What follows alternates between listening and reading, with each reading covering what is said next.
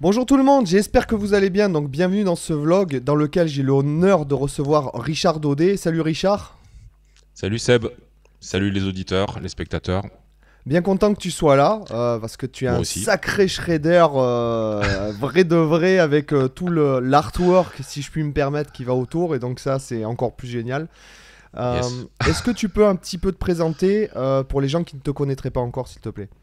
Bah très rapidement, Richard Daudet, 48 ans, bientôt 49. Je vis à Nîmes dans le sud et je fais de la guitare. Je suis principalement prof, mais je suis aussi sur les réseaux. Et je produis des vidéos. Voilà, j'interviens notamment dans le magazine Guitare Extrême, entre autres. Voilà. Alors, je me permets, bon, tu ne l'as pas mentionné. Bon, bien sûr, tous les liens seront dans la description concernant Richard, comme d'habitude, les gars. Mais Richard, à une époque, est devenu ultra viral dans le milieu de la guitare grâce à une petite aventure qui s'appelait Arf. D'accord? Oui. Tu peux Oui. nous en parler un petit peu plus? ARF, en fait, c'est le diminutif de Amazing Rare Footage. Ça veut dire genre les vidéos incroyables. C'est un truc qui doit avoir, je sais pas moi, 5, 6, 7 ans peut-être. Et j'avoue que j'avais du temps à tuer. Et puis donc, je me suis dit, tiens, si je m'amusais à faire un genre de ma version à moi des Shreds, tu vois, ou des Mosinor, ce genre de truc où tu refais les doublages, quoi. Ouais. Et je m'étais dit, je vais le faire, mais pas comme les Shreds, tu vois. Les Shreds, moi, je suis un grand fan. Il leur fait jouer n'importe quoi. Moi, je me suis dit, attends, je vais leur faire. Je vais brouiller les pistes, je vais mimer exactement ce que font les doigts des mecs, mais je vais leur faire jouer des trucs décalés. Et donc, j'ai bricolé ça vraiment avec trois bouts de vidéo et un backing tout prêt. Et j'ai pris une vidéo de B.B. King et je lui ai fait jouer du Malmsteen, quoi. Et puis, je me suis tellement marré à regarder la vidéo. Parce que Après c'est coup, marrant. Alors, c'est super bien fait d'un point de vue musical. Déjà, parce que ouais, c'est, comme tu l'as dit, c'est synchronisé avec le. ouais, Enfin, c'est trop bien fait. En plus, t'as rajouté des bruits de gens qui gueulent en mode ouais et tout. Enfin bon, c'est super marrant et en plus c'est super bien fait musicalement et c'est ce qui a fait que tu as été même repartagé par Malmsteen lui-même. oui. B.B. King aussi, le Facebook de B.B. Enfin, je crois que la majeure partie des stars ont repartagé les trucs. J'ai George Benson aussi qui a repartagé.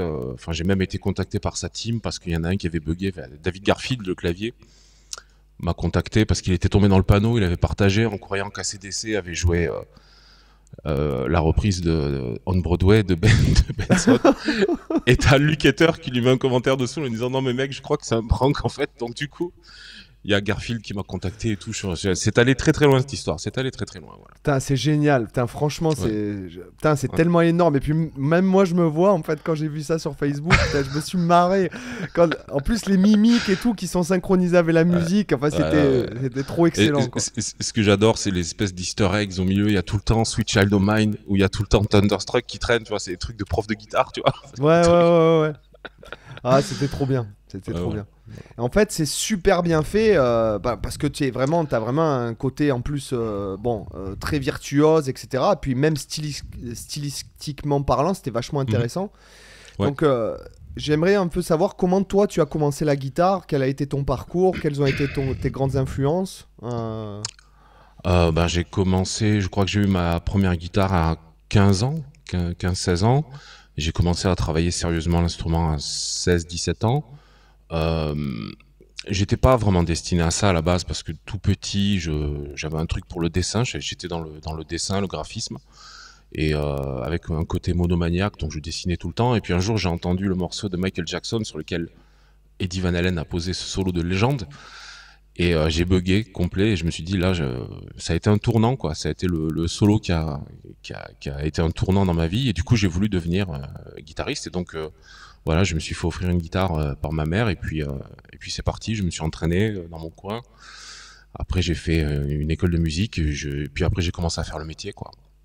D'accord, Voilà. tu as fait le MAI ou le CMN? Non, Non? non, non, j'ai fait une école enfin, dans le sud, à Cavaillon, qui s'appelait la formation artiste.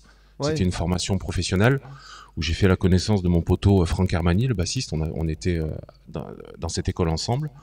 Et c'était un cursus, voilà, moi je l'ai fait sur 2 ans. Et donc j'étais principalement formé par des jazzmen. Là-bas, les profs étaient Il y très avait jazz. Jeff Donc Coralini, c'est ça, la basse? Alors il y avait Jeff Coralini, le directeur c'était Thierry Riboulet, le prof de guitare François Carpita. Et Voilà, c'était D'accord. la team artiste. D'accord, oui, d'accord, que t'étais là-bas. Et Ouais.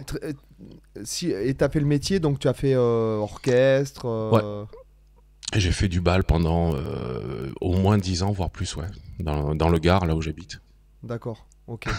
Et Ouais. néanmoins, tu as quand même continué tout en faisant. Enfin, c'est vachement intéressant parce que moi, les premières fois où je t'ai connu, puisque bon, on s'est toujours croisé, on réseaute Ouais. vachement entre guitaristes, entre Ouais. passionnés depuis des Ouais. années.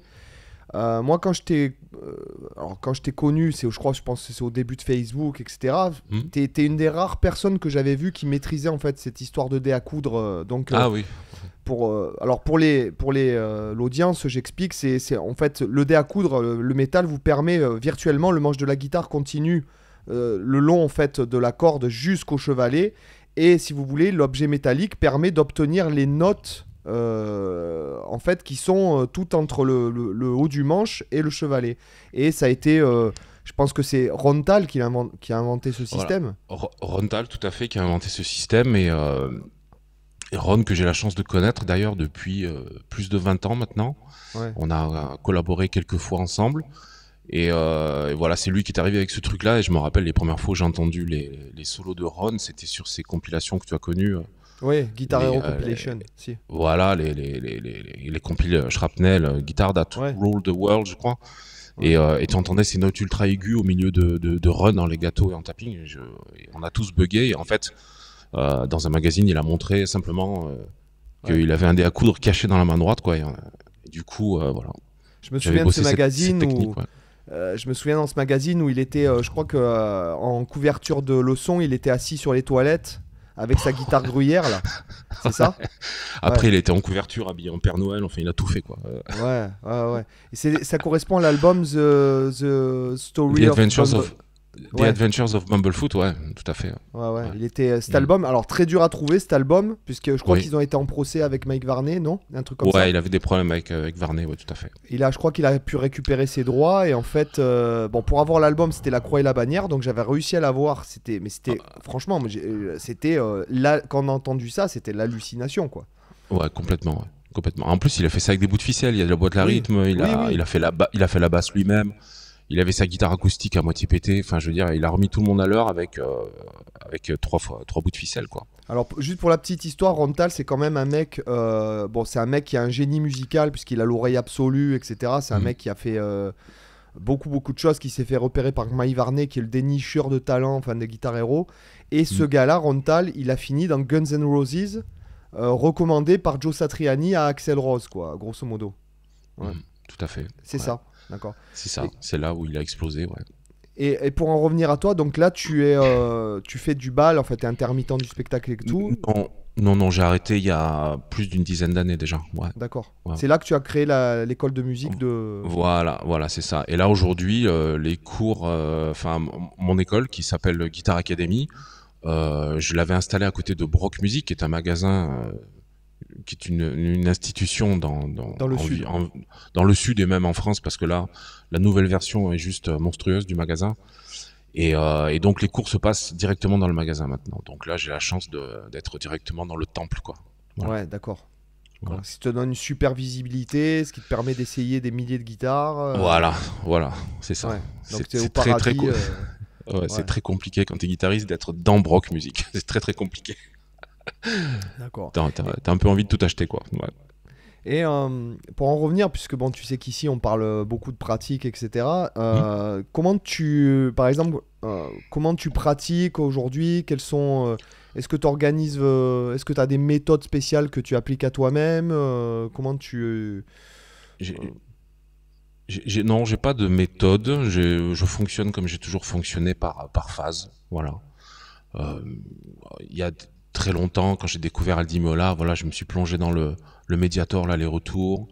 Après, j'ai découvert Grego, Rontal, donc ça a été le legato, le tapping, etc. C'est vraiment par phase boulimique de découverte. Et voilà. Alors après, tout dépend des contraintes. Par exemple, il y a pas longtemps, j'avais fait une démo à Brock, justement, avec les guitares Wild, dont je suis un des ambassadeurs. Et je voulais, pour l'occasion, jouer le morceau Technical Difficulties de Paul Gilbert. Et donc, pour le coup, je m'étais vraiment remis au Mediator, tu vois. Donc, en Ouais. fait, selon les contraintes, tu te dis il faut que je prépare tel ou tel truc. Après l'été, souvent je vais plus jouer du jazz en groupe en fait. Donc là, je me replonge dans le jazz, voilà. Mais autrement, en temps normal, sans contrainte, c'est vraiment par phase, voilà, D'accord. par Ok. phase. Ah oui, tu joues quand même, tu continues à faire du live. Un petit peu, ouais, un petit peu. Que je choisis, hein, j'essaie de, voilà, pour le coup, quand tu n'as pas besoin de ça pour vivre, tu peux choisir les trucs. Donc il se trouve que c'est principalement en jazz que je me produis, ouais. D'accord, ok. D'accord. Et c'est vrai que, alors je pense que tu vas être d'accord, mais c'est vrai que l'aller-retour, je trouve que c'est la technique qui demande le plus de discipline, d'entretien Ouais. sur le temps. C'est-à-dire Oui. que, bon, autant le legato, le typing, tout ça, bon, Mm. ça revient très vite, alors que l'aller-retour, des fois, quand t'es obligé de te replonger dedans, quoi. Il y a un vrai côté sport, il y a un vrai côté muscle, c'est-à-dire que si tu laisses, si t'arrêtes de l'entretenir, ça commence à fondre, quoi. Je suis complètement d'accord, ouais. C'est vrai. Ouais. Contrairement au sweeping ou Voilà, c'est des trucs qui sont plus, effectivement, le legato, c'est des trucs plus souples, quoi. Donc, c'est plus, ouais. Moi, ça me revient plus vite, quoi. Et Ouais. actuellement, tu écoutes quoi? Enfin, ta playlist ressemble à quoi? J'ai pas vraiment de playlist. C'est plutôt quand je traîne sur Internet, c'est plutôt les algorithmes. Euh, il y a des guitaristes de la nouvelle génération que j'adore. Te citer des noms, je saurais pas te dire, mais un gars que j'adore qui s'appelle Cécile Alexander, qui est vraiment dans le jazz. Oui. J'adore ce gratteux, je trouve que c'est monstrueux. Voilà, Ah, il c'est a un un peu phrasé monstrueux. voilà, c'est Benson plus plus. Voilà, bah sinon, bah, qu'est-ce que j'écoute? Bah, hier j'étais encore en train d'écouter Rontal, tu vois. Ouais. Ah ouais. Ouais, sinon Juste beaucoup Benson. par curiosité, il a sorti le songbook de justement The Adventure of Bumblefoot il y a pas longtemps avec Mhm, tous les mhm. trucs marqués de. Tu t'es Ouais. procuré le songbook ou. Non, je l'ai pas, je l'ai pas Alors, acheté. Mais faudrait. pas vraiment pour pratiquer ça peut-être, mais juste par curiosité parce que c'est tellement. Mhm. Ce mec est tellement. Putain, il est vraiment singulier, il est Ouais. vraiment. Tu sais ce qui est monstrueux avec Ron, c'est que parfois tu écoutes ces trucs et t'es persuadé d'avoir identifié la technique qu'il utilise. En général, c'est facile. Et ben souvent tu tapes à côté, quoi. Tu crois que c'était du tapping, c'était de l'hybrid picking ou inversement, c'est monstrueux en fait. Hmm. Et il a vraiment, je trouve il a vraiment, il fait partie. Je pense qu'il est pas assez reconnu pour ça. On évoque souvent des gens comme Van Halen ou Jimi Hendrix pour avoir été les mecs qui ont un peu révolutionné. Mais pour moi, Ron a vraiment, il y a eu avant et après, je trouve. Voilà, moi c'est mon avis. Oui, oui, oui. Il C'est a vrai poussé le bouchon un peu plus loin, quoi. Et en plus, il utilisait ses notes. Vraiment, il se lâche complètement sur l'harmonie.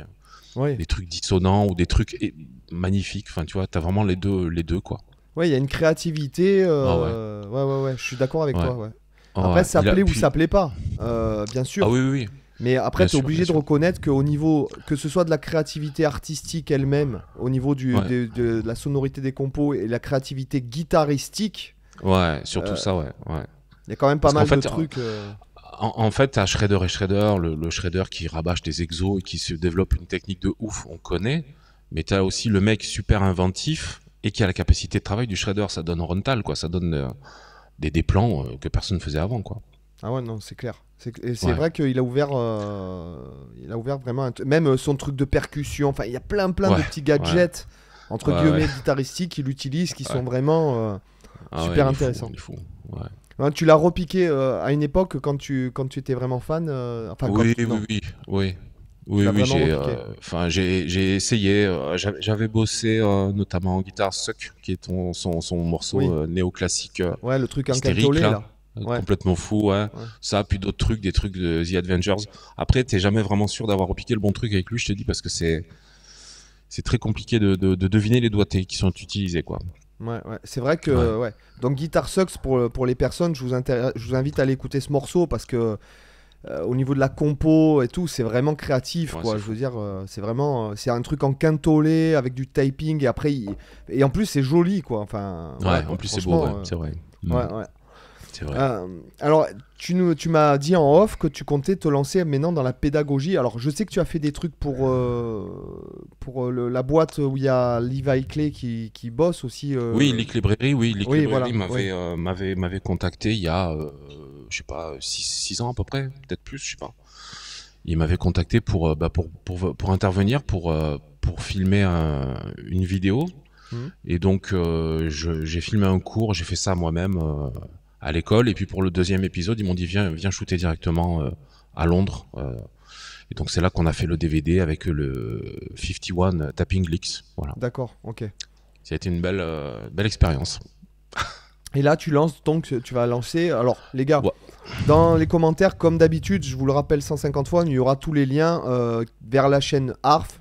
Et quand Richard aura mis à jour sa chaîne, je mettrai à jour la vidéo. Vous pourrez retrouver Super. pour les personnes qui regarderont la vidéo après le mois de juin, quoi. Enfin, après. Super. Voilà. Donc, Super. tu nous en parles un petit peu? Oui, bah, c'est simplement que ça fait un moment que ça me démange et là je pense que je suis prêt à le faire. J'ai envie de lancer une chaîne et de partager mes plans parce que je reçois beaucoup suite à mes vidéos, les vidéos où j'improvise, où je m'exerce simplement, je reçois pas mal de questions sur comment est-ce que tu joues ceci, à tel moment tu fais un plan, les gâteaux, qu'est-ce que tu utilises comme note et tout. Donc il y a pas mal de gens qui sont curieux de ce genre de trucs. Et donc je me dis pourquoi pas partager ces trucs-là et voir ce qui se passe, quoi. Bah, c'est Voilà. top. Tu vas faire ça en français ou en anglais? Je me pose la question encore. Ceux que j'avais tentés, c'était en anglais. Ça avait l'air de répondre parce que tu connais, tu vois le profil du public. Donc moi, c'est majoritairement anglophone. Je sais pas. Je vais voir. Après, je crois que YouTube peut proposer des traductions, donc je vais Ouais, voir. après, ouais. Après, Mhm. ouais, donc c'est sûr que en anglais, ce type de contenu-là, c'est sûr que moi, je pense que ça peut plus matcher. Ouais. Voilà, enfin bon, tu sais, si tu regardes un peu les vues de cette chaîne, tu verras que les trucs un peu trop pointus sont pas super regardés, quoi. Voilà. Ouais. Ok. Ouais. Et niveau, alors j'ai envie de te demander cette question-là, quels sont tes modes préférés? Alors moi, je sais J'adore parce le. que, Ah, tu parce sais. que bah, je sais parce que je t'entends jouer, donc. Ouais. J'adore le mineur mélo. Hmm. J'adore le dorien. Voilà. Donc t'es plus mineur. Voilà. Ouais, le mixo aussi, j'adore le mixo, bien sûr. Hmm. Et le lydien aussi, mais on va dire que ouais, je crois que je m'éclate plus en mixo lydien. Enfin, pour un mode majeur, je préfère, ouais. D'accord. Ouais. Mais le Ok. mineur mélo, j'adore, ouais. J'adore cette gamme. Donc, ouais, c'est vrai que ça a un goût. Ça a un goût qui Ouais. est. Ouais. Il y a un truc mystérieux, jazzy, c'est très élégant, en même temps c'est étrange. Enfin, je suis un grand fan, quoi. Ouais, c'est élégant. Ouais, c'est ça. C'est Ouais. clair-obscur. C'est. Oui, ouais, Ah, enfin, bon, c'est exactement. on peut- Et tu as dit donc, je trouve que chose que je ne savais pas du tout, c'est que t'es passionné par le dessin. En fait, à la base, c'est ça? Ah, quand j'étais gosse, parce qu'après, quand j'ai posé les crayons pour prendre un médiator, c'était fini, en fait, hein. D'accord. Parce que j'ai ce truc monomaniaque qui fait que quand j'étais gosse, je dessinais beaucoup et c'est pour ça que j'avais orienté mes études vers là. Et puis, à la fin de l'adolescence, j'ai découvert la guitare et puis c'était fini, en fait. Et Ouais. ça, c'est très étrange, mais j'ai plus jamais. C'est comme si j'étais juste à côté de ma passion et que tac, j'avais juste fait un petit mouvement de côté, et puis là, j'avais trouvé la bonne. Et, Mais ça voilà. reste quand même dans le domaine de la créativité, puisqu'il y a des mecs qui font du sport comme des oufs, qui se mettent à la musique. Oui, tout à fait. Et Ouais. puis en plus, moi, je pense qu'il y a quand même la même.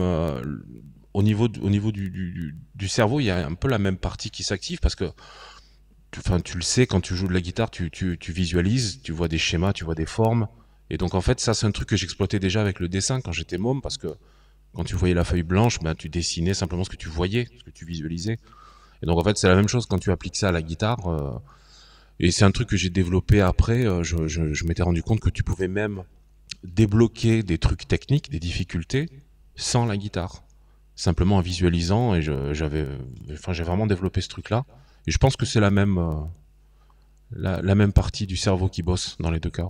Ouais, c'est visualiser. Ouais, Des fois, de pratiquer juste en visualisant, c'est mieux que ouais, de ouais, pratiquer. Tu sais que Glenn Gould, c'est comme ça. Enfin, en tout cas, de ce qu'on sait aujourd'hui de lui, c'est qu'il faisait comme ça. Il pratiquait dans sa tête. ouais. Et que c'est C'est grâce à assez, ça qu'il avait une mémoire de fou, quoi. ouais, c'est assez fou parce que t'es débarrassé des contraintes et tout, et tu peux vraiment. Enfin, moi, je m'étais aperçu que j'avais débloqué des trucs comme ça sans la guitare, quoi. Hmm. Ouais. Hmm. Mhm. Et par rapport à la pédagogie, tu as donc, bon, j'imagine que tu dois avoir beaucoup d'élèves. Et pour prendre un peu la température de la nouvelle génération, est-ce que tu as beaucoup d'élèves, des jeunes aujourd'hui qui sont intéressés par, bon, pas forcément le shred, mais par la musique un peu plus évoluée, où la majorité des gens viennent te voir pour faire du... Excuse-moi, je veux pas jouer de polémique, mais pour faire du... comment il s'appelle ce guitariste hyper connu non, c'est pas Jul, c'est... enfin, Joule. non, il n'y a pas des guitaristes genre qui viennent te voir pour faire ce genre de choses. Enfin, tu vois ce que je veux dire?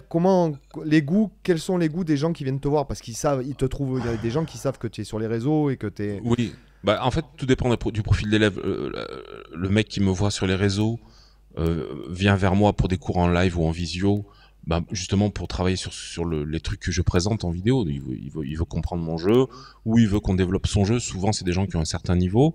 Donc là, on parle de technique, on parle d'impro, on parle de mode, enfin voilà. Et puis, tu as des gens qui viennent s'inscrire parce qu'ils veulent apprendre à jouer de la guitare. Donc ceux-là, en fait, bah, t'en as certains qui n'ont pas vraiment de trucs. Les jeunes que j'ai, bah, j'ai majoritairement d'ailleurs des personnes qui ont plus 40, 50, 60 que de jeunes d'ailleurs. À une époque, j'avais plus de jeunes. Mais les jeunes, souvent, écoutent des musiques que moi je connais même pas en fait. Hein. Souvent, je découvre des groupes, des trucs, souvent qui viennent de YouTube ou des YouTubeurs devenus musiciens. Enfin, et des trucs surprenants d'ailleurs. Hein. Ouais. Donc ça te permet Ouais. aussi de toi te tenir à jour un peu de ce qui sort. Et... Un petit peu, ouais, parce que c'est vrai que des fois, tu t'entends des trucs, tu dis, c'est des gamins qui ont pris, on va dire, le langage jazz parfois, qui l'ont mis dans du punk. Enfin, c'est Ouais. électro. Enfin, t'as des trucs surprenants parfois. Ouais, Ouais, vrai. c'est un peu ce qu'on... Je sais plus avec qui on le disait dans une autre interview, mais le style d'aujourd'hui, de plus en plus, c'est un mélange, un melting pot de Ouais. tout. Ouais, je suis d'accord. C'est vrai. Ils arrivent à assimiler, hein, du moins ceux qui sont intéressés, etc. Ils arrivent à assimiler aussi bien, ouais, comme tu le dis, l'électro, avec les ambiances que ça génère, avec Ouais. du jazz, avec du death, avec... Ouais. Avec, et- une touche très, très vintage. Il y a il y a toujours une couleur un peu 70s, 80s dans la prod, même si c'est Hmm. des artistes qui ont la vingtaine, quoi. Ça qui est rigolo. Ouais. C'est marrant parce que on retrouve ça aussi dans les trucs... Je sais pas si tu connais ce groupe Falling in Reverse, qui est Non, sorti. Non, tu connais pas? non. Les mecs, ils mélangent donc du rap à la Eminem, mais honnêtement, je trouve que c'est de très bonne qualité. Et Mhm. après du métal symphonique, du scream, t'as le passage blast et Ouais. le clip. Je pense que vu le artwork que tu partages des fois, je pense que tu aimerais aussi les clips. Donc je te partagerai ça, je partagerai ça avec toi tout à l'heure. Ça va. Mais franchement, je trouve que ça le fait grave, quoi. Tu vois, je trouve qu'il Ouais. y a un relan de créativité, donc Ouais. Mm. assez intéressant, Tu, quoi. tu prends ce duo avec la pianiste française et le petit batteur, là, Domi et J.D. Beck, c'est c'est monstrueux. Ah, je connais pas ça. Ouais. Bah, tu verras, Ouais. c'est monstrueux, quoi. Voilà. D'accord. Donc tu as aussi, et d'un point de vue, je sais que tu as participé à United Guitars.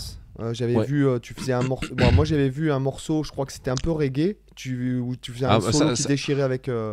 ça, c'était le morceau de Jean-Marie Ecaille, ouais, sur lequel Ouais. j'ai collaboré. Mais sinon, à titre perso, j'ai fait 3 compos. Je suis D'accord. intervenu sur 3 volumes avec des compos, ouais. Ouais. D'accord, ok. Et est-ce que tu as envie d'éventuellement sortir un album de compo sous ton nom ou... Bah, justement, je suis en train de bosser dessus. D'accord. Suite aux sessions United Guitars, d'ailleurs, quand je suis rentré, le bassiste Bruno Ramos m'a contacté, m'a dit qu'il aimerait vraiment qu'on fasse quelque chose. Et bon, moi, il faut me tanner longtemps avant que je sorte mes compos. Ludo le sait d'ailleurs. Et donc, en fait, on est en train de travailler là-dessus. Bon, Bruno fait un boulot énorme au niveau des arrangements et il arrive à capter mes idées et à vraiment faire ça bien, quoi. Il y a son collègue batteur Frank Ridaker. Et bah, j'annonce le scoop sur un titre. On a déjà Rontal qui a posé un solo, quoi. D'accord, Ça ok. y est, ça Ok. c'est fait. Ah ouais. Ce sera un petit truc, je pense 4-5 titres, quoi. Ouais. D'accord. Donc un mini-album, mais dans un style un peu expérimental. Le style, c'est. Franchement, je saurais pas. Difficile à dire. Bah, je sais pas. D'accord. Rock fusion. D'accord. Rock fusion. Prog D'accord. un peu. Voilà. D'accord. Ok. Bon, de toute façon, on mettra tout ce qu'on peut en description, les amis. D'accord. Et au Ça fur et va. à mesure, je mettrai à jour la Tu description. mettras à jour. Ouais. Parce que c'est tombé, bon là c'est tombé on a fait l'interview là, mais si tu veux même revenir pour parler de ça, il n'y a pas de souci. Avec grand plaisir, Seb, avec grand Voilà. plaisir. Avec grand plaisir. Et donc tu es aussi représentant pour une marque de guitare. Oui, et Wild pour- Custom, ouais. et tout à fait. tu fais d'autres trucs, non? T'as d'autres... comment dire? Euh, je- D'autres marques, Ouais, non? je suis endorsé par les corps de Dadario D'accord, et Two Notes Audio Engineering. d'accord. Puis c'était pas loin de chez Voilà. eux en plus, donc c'est Puis en pratique. plus, on est voisins avec Guillaume, donc c'est parfait. Voilà. Et les Wild Custom, hop, c'est elle là-bas. Voilà. Alors et là ils peuvent pas la voir. Attendez, Ah. je vais essayer de bouger. Attendez les gars. Voilà, elle est juste derrière. Voilà. Là, les deux là. Donc ce qui est intéressant avec cette guitare, c'est qu'en fait tu switches de micro, c'est ça? Tu Ouais. changes de kit de micro en temps réel, quoi, pratiquement. Celle-ci là, voilà. Là, tu Ouais. as 3 micros par position et avec un sélecteur, tu fais tourner les micros que tu choisis toi-même. Tu peux les changer à l'arrière comme des pièces de Lego, ça va super vite. Et c'est monstrueux, c'est un brevet déposé par eux. Enfin voilà, Ce qui c'est te énorme. permet d'avoir avec la même guitare une palette de sons absolument Ah ouais, ouais. extraordinaire. Ouais. Tu fais un plan avec un humbucker, t'as envie d'un lipstick, tac, tu cliques, ou t'as un single coil, enfin tu fais vraiment ce que tu veux, quoi. Et tu peux toi-même agencer l'ordre des micros de façon à ce que ton sélecteur fasse ce que tu lui dis, quoi. Donc c'est vraiment, c'est monstrueux, quoi. Ouais, c'est devenu ta guitare principale. Celle-là, puis la petite nouvelle qui est juste à côté, là, leur version de la Super Strat. D'accord, Voilà, ok. voilà. Deux bombes. De bon, bah, Tomic, avant t'étais sur Vigier. Je me Avant, souviens. j'étais chez Vigier, tout à fait. Je suis resté au moins une dizaine d'années chez Vigier, ouais. Tout à fait. Une guitare monstrueuse, hein, qui ne sont plus, voilà. Qui sont plus. Qu'on ne, Ouais. qu'on ne présente plus. Qu'on ne Oui, présente voilà, plus. oui, qui sont des guitares, oui, qui portent bien leur nom, Excalibur, ça, Voilà, ça joue Ouais. tout seul. ça joue, enfin, oui. Il faut les aider un peu. Mais... Oui, il faut les aider un petit peu, quoi. Et donc c'est vachement intéressant. Par exemple, dans ton jeu, bon, t'as un jeu très virtuose, forcément, mais en même temps vachement mélodique. Est-ce que la virtuosité est vraiment, bon, tu l'as dit que c'est le solo de Beat It qui t'a vachement inspiré à commencer la guitare, parce que forcément, on s'est fait blaster. Ouais. Tout le monde s'est fait blaster par ce solo extraordinaire, quoi. C'est sûr. Ouais. Donc Ouais, la ouais. virtuosité a quand même une place, comment dirais-je, pas prépondérante, mais t'es attiré par ce côté-là quand même. Oui, bah, je pense que. Enfin, moi, j'avais pas conscience de ce que c'était vraiment que la guitare avant d'entendre ce solo et d'être complètement électrisé, quoi. Pour moi, la base de la guitare, c'est Van Halen, c'est Beat It, le solo. Je suis pas passé, j'ai pas eu la phase, tu sais, où tu joues des petits accords, des petits arpèges, la mineur, machin. Donc j'ai toujours aimé ça, c'est quelque chose que j'aime. La virtuosité, oui, c'est quelque chose que je trouve que à tort, ça a mauvaise réputation. Souvent, on dit qu'il n'y a pas de. Il y avait ce vieux débat, que c'est Non, quelque mais chose tu qui sais, manquait ici, d'émotion. Et... Sur cette chaîne, ce débat n'a aucun. N'a pas lieu.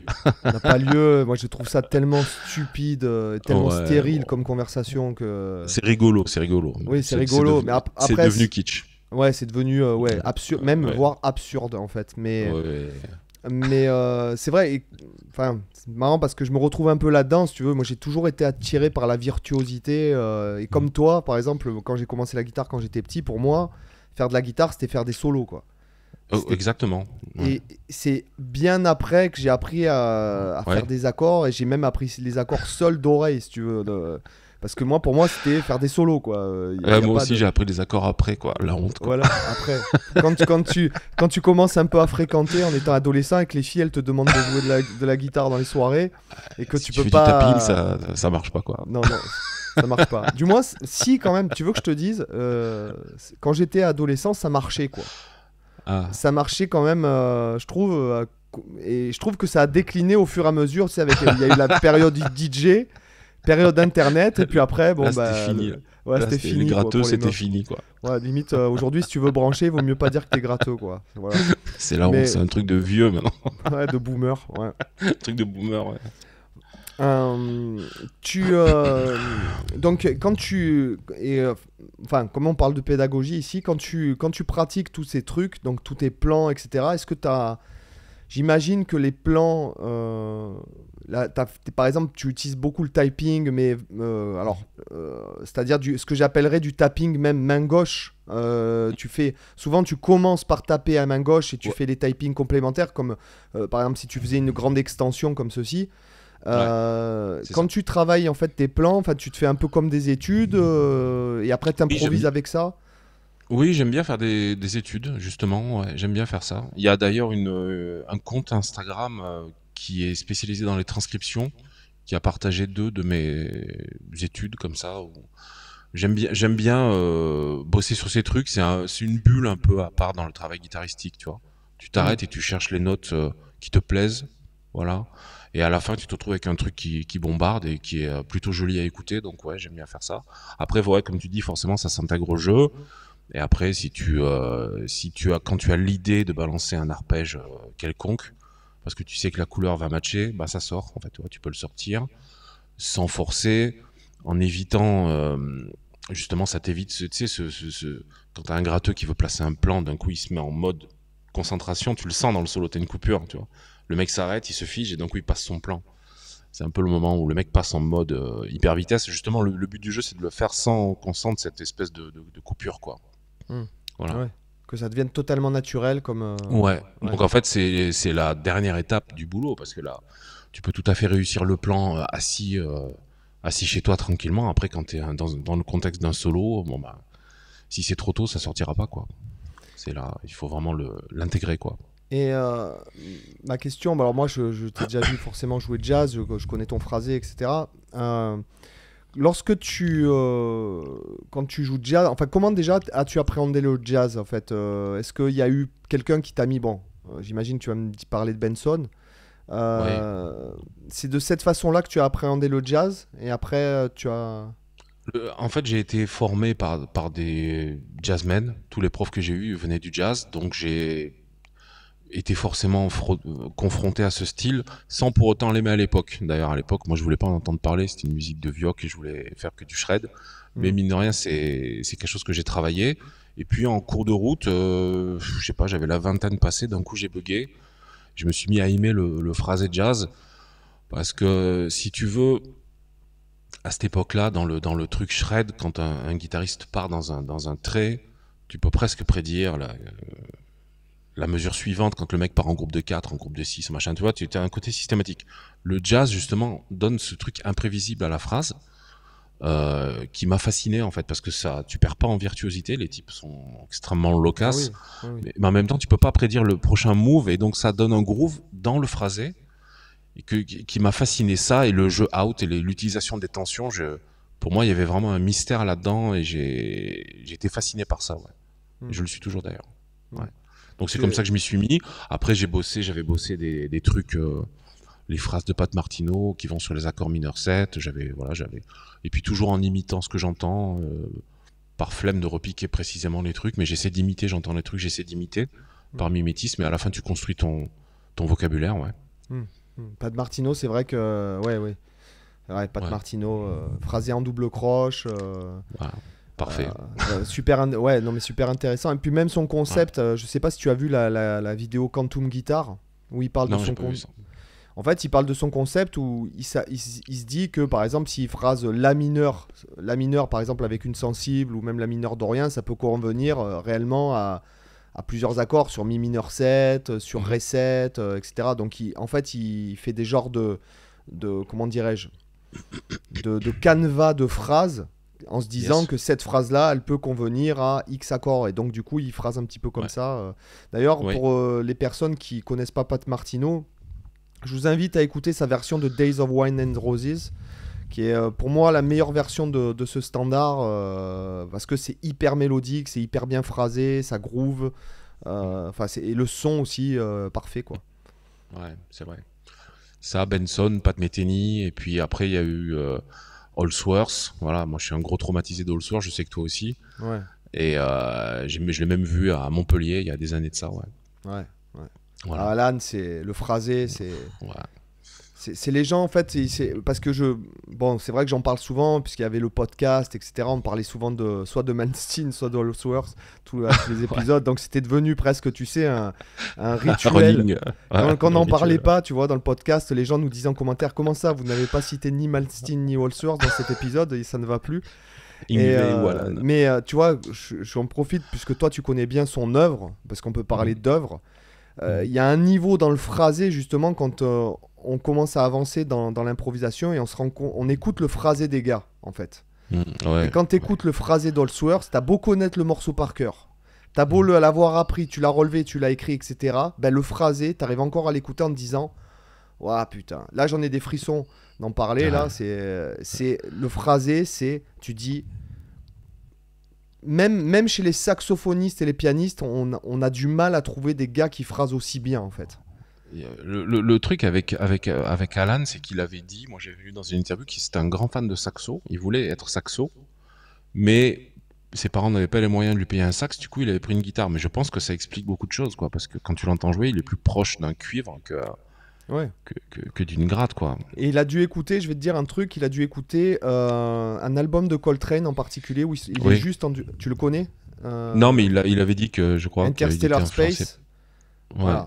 C'est Interstellar Space, il me semble, je sais plus. C'est avec un batteur Rachid quelque chose. Et en fait, tu l'entends, le nom des chansons, c'est Mars, Saturne et tout. Et t'entends le phrasé de Coltrane sur cet album. Ouais. Et Allsworth, à mon avis, il a dû baigner dans ce son-là. Enfin, ça s'entend grave, même surtout rythmiquement et surtout dans l'architecture des phrases, en fait. Ouais. C'est juste fou, quoi. Ah ouais. Et moi, j'adore notamment Allsworth quand il est pas chez Allsworth, tu vois. Parce que quand tu prends Allsworth sur les accords d'Allsworth, c'est déjà le temps que tu digères l'harmonie. Enfin bon, voilà. Mais quand tu prends Allsworth ailleurs, par exemple, il y a un solo que j'aime écouter très régulièrement, même si le mixage est pas top. C'est sur l'album de, je sais plus, un métalleux, un blond avec une Les Paul. Enfin, c'est sur un morceau en mi mineur métal.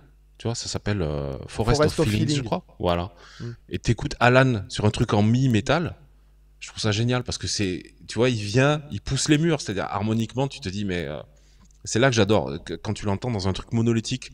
C'est un truc métal. Tu as dû l'aimer. Est-ce que tu l'as aimé dans le solo de If You Were Mine de Level 42 aussi? Non, je connais pas ça. Alors, Level 42, c'est un groupe de, c'est un groupe de pop un peu funky, tu sais, avec Mark King à la basse. Je savais pas qu'il avait joué avec eux Allsworth. Alors, c'est dans l'album Guaranteed, et tu écouteras, il fait un solo sur If You Were Mine. Donc, tu écouteras le solo, il va te plaire. Je pense qu'il va te plaire.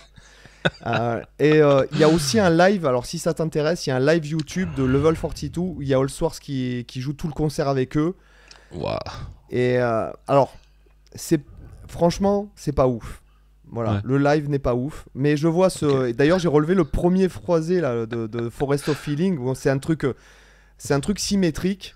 Oui, il y a beaucoup de symétrie. Voilà, c'est un truc symétrique. Alors, vite fait, j'ai dit symétrique, pas forcément au niveau de l'harmonie. Alors oui, il utilise les gammes, ce qu'on appellerait symétriques, donc comme gamme diminuée, gamme augmentée, mode à transposition limitée de Messiaen, gamme ton par ton. Mais quand on dit joue symétrique, c'est-à-dire qu'il va se servir de la morphologie de la guitare. La géométrie, Ouais, de la géométrie de la guitare. Ce qui fait que même pour un saxophoniste ou un pianiste, les phrasés seraient extrêmement durs à reprendre en fait. Voilà. Ouais, bon, forcément Alan. Et l'harmonie, alors comme tu l'as souligné, dans ses propres morceaux, il n'y a pas un accord conventionnel en fait. Pas un seul. Tu as vu sa vidéo pédagogique dans laquelle il commence par montrer la gamme de Do. Déjà, la gamme de Do, tu la reconnais pas, quoi. Ouais, c'est vrai. Il fait son truc à 4 doigts, là. Ouais. Voilà, c'est un truc... il dit, moi, Do, Ré, Mi, Fa, Sol, La, Si, Do, ça me fait chier. Pour moi, la gamme de Do, c'est ça. Il joue la gamme de Do, tu dis, mais... Ouais, mais il a inventé son système, en fait. Ouais. Voilà, c'est passionnant si on parle de Allsworth. Comment tu est-ce que alors la question que je voulais te poser, puisque tu nous as dit que tu jouais du jazz l'été, etc. en groupe, est-ce que lorsque tu joues du jazz, notamment quand alors moi je t'ai vu jouer forcément des standards sur des vidéos que tu as partagées, est-ce que tu décides à un moment donné de dire bon, le costume du shredder, je le mets, enfin bien sûr, il n'y a rien de péjoratif quand je dis shredder pour moi, au contraire. Est-ce que tu dis le côté shredder un petit peu, je le laisse au placard, j'essaye de plus me coller au contexte. Oui, clairement, clairement. En plus, le côté shredder pour moi va avec la distorsion. Donc, Hmm. enfin, moi j'estime la plupart du temps que je joue de la distorsion presque plus que de la guitare. Tu vois, ce rapport au truc, t'as le son et la phrase. Quand je prends une gratte en son clair, une hollow body ou même la J-Rock que j'avais amené au dernier concert, Hmm. bah, mon amour pour la virtuosité bien sûr est toujours là, mais je passe en mode j'invoque d'autres influences, tu vois. Oui, oui, oui, oui. Benson, Pat, etc. Tu vois. Mais après, franchement, quand t'écoutes Oscar Peterson, me dis pas que c'est pas du shred, quoi. Ah Tu oui, vois, non, mais totalement. faut Non, mais dire, totalement. Oui, le oui, mec, oui. le mec, il déchirait le piano, enfin voilà, et Ah c'était oui, du oui. jazz, Oui, oui, pur oui. sucre, quoi. Ah oui, Ouais, oui, tout à fait, oui, oui. D'ailleurs, c'est voilà. vraiment... Ouais, Oscar Peterson, c'est... D'ailleurs, il y a Ah, une c'est, meuf, il y a une meuf guitariste, c'est une italienne, je sais pas si tu l'as déjà vu, je t'enverrai le lien parce que c'est vraiment hallucinant, elle fait des relevés d'Oscar Peterson, yes, de Bud Powell et tout. Et, ouais. une meuf super mignonne, voilà, en plus, En plus, ouais. super élégante, et elle déchire, mais en jazz, elle fait du bop, mais version shred, quoi, si tu veux. Putain, parce que Peterson, moi j'avais repiqué des trucs, c'est musclé, hein. Ah bah je te dis, tu vas voir la meuf, la petite meuf là, je connais pas. Alors malheureusement, voilà, je suis désolé, mais je t'enverrai le lien. C'est classe, c'est classe. Yes, yes. Euh, euh, Autre chose, qu'est-ce que quel est le matos que tu utilises le plus couramment pour tes vidéos Ça évolue, ça évolue. Là, la dernière version, c'est mon Engel Sovereign 100, le combo, hmm. que j'ai acheté il y a plus de 20 ans, que j'ai finalement fait retaper parce qu'il me manquait trop. Hmm. Et je l'attaque avec la Centavo de Warm Audio, qui est un genre de clone Centaur. D'accord. Et je passe par le torpedo, le Captor X, Yeah. et je rentre dans le fractal pour les reverbs et délais, dans le FM3. D'accord. Dans le FM3, tu ne te Voilà. sers du FM3 que pour les, d'accord, que pour Ouais, les à effets. la base, je l'avais acheté pour. Mais en fait, non, le Engel me manquait trop, quoi. Ouais. Les Ouais. lampes, ouais. Donc, en fait, la Centavo avec le Engel, là, franchement, je suis au paradis, quoi. Là, c'est Ouais. parfait. Donc en fait, tu fais chauffer les lampes. Ouais, Tu simules le haut-parleur pour numériser le son et ouais. tu colores avec les effets du FM3 qui sont très Ouais, bien de fractal. qui sont très beaux, mais bon, c'est très discret chez moi, j'aime pas trop d'effets, quoi. Mais D'accord. là, voilà, là, c'est vraiment. La Centavo rajoute du show et de l'organique encore plus au Engel, et le Captor X, enfin, c'est un boulot monstrueux, quoi. Ça finit de rajouter la couleur au son, et là, voilà. Là, pour moi, c'est. Ouais. Et en live, tu utilises ce setup aussi? En live, non, non, parce que se trimballer le Sovereign 100, je l'ai fait quelques fois, mais là, c'est pas possible. Il est Ouais. plus lourd que moi, le truc. Ouais, ouais, non, mais c'est ça. C'est qu'après, ils sont le matos. La, la dernière fois que j'avais joué, on va dire, ce genre de truc, c'était à la soirée Elena à Marseille. Hmm. Je m'étais fait prêter un combo Marshall par les mecs de Brock, ouais. Et j'avais mis la shred pool dedans, et voilà. Voilà. Ah oui, parce que tu as tapé. Ah oui, c'est vrai que tu as ta pédale signature. Oui, on a une collaboration avec Elena, et on a sorti la shred pool, voilà. Ouais. Donc c'est Tout Elena à fait. Effect. Donc c'est un. On pourrait dire c'est un fabricant d'effets de Marseille, quoi. C'est ça, c'est ça, c'est ça. Et ben du coup, voilà, il m'avait prêté la MK2, Patrick Ronda, que j'avais trouvé génial. Ouais. Et après il m'a demandé enfin, à ce qu'on collabore ensemble, et on a fait la shred pool, qui est une super pédale d'effet, quoi. Alors, Elena Avec, Effect, il fabrique aussi c'est un simulateur de HP qui fait. ouais, ouais, Ouais, je crois, ouais, ouais, ouais, tout à ouais. fait. D'accord, super. Bah écoute, est-ce que tu as quelque chose à rajouter pour l'audience? Peut-être, qu'est-ce que ta carte blanche? Tu peux leur dire ce que tu veux. Ah, je m'attendais pas à ça, carte blanche. C'est une bonne question. Entraînez-vous, entraînez-vous. Practice, practice. Non, je sais pas trop. Bah ouais, allez, j'irai dans cette direction-là. Je dirais que parfois on n'a pas envie, on a le flemme de s'entraîner. Voilà. C'est très facile d'écouter sa flemme. Moi, l'astuce que j'ai pour éviter, c'est de se trouver un spot de travail le plus confortable possible. Voilà, ça c'est ce que je recommande à mes élèves. De pas avoir besoin d'aller chercher un jack dans une pièce, un ampli dans l'autre, d'avoir des milliards de trucs à brancher, débrancher. Ce qu'il faut, c'est avoir un spot de travail prêt à l'emploi en 10 secondes. Voilà, il faut que dès que vous ayez envie de jouer, en 10 secondes, tout soit allumé, avec la meilleure gratte possible, le meilleur ampli possible, etc., le meilleur fauteuil possible, tout confort.